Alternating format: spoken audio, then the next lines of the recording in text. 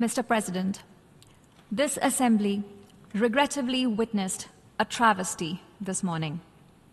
A country run by the military with a global reputation for terrorism, narcotics trade, and transnational crime has had the audacity to attack the world's largest democracy.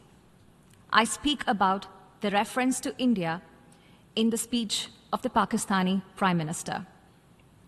As the world knows, Pakistan has long employed cross-border terrorism as a weapon against its neighbors.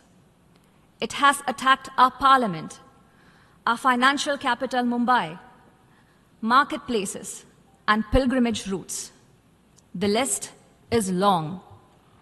For such a country to speak about violence anywhere is hypocrisy at its worst.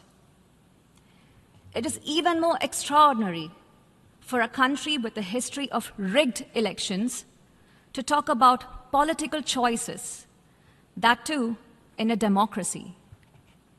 The real truth is that Pakistan covets our territory and, in fact, has continuously used terrorism to disrupt elections in Jammu and Kashmir, an inalienable and integral part of India.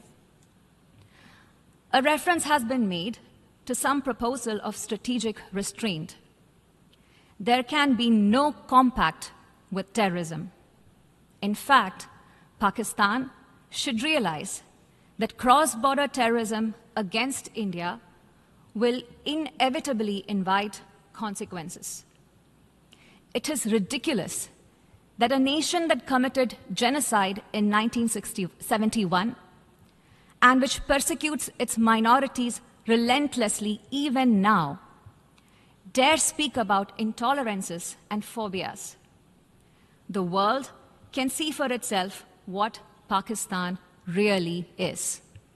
Mr. President, we are talking about a nation that for long hosted Osama bin Laden, a country whose fingerprints are on so many terrorist incidents across the world, whose policies attract the dregs of many societies to make it their home.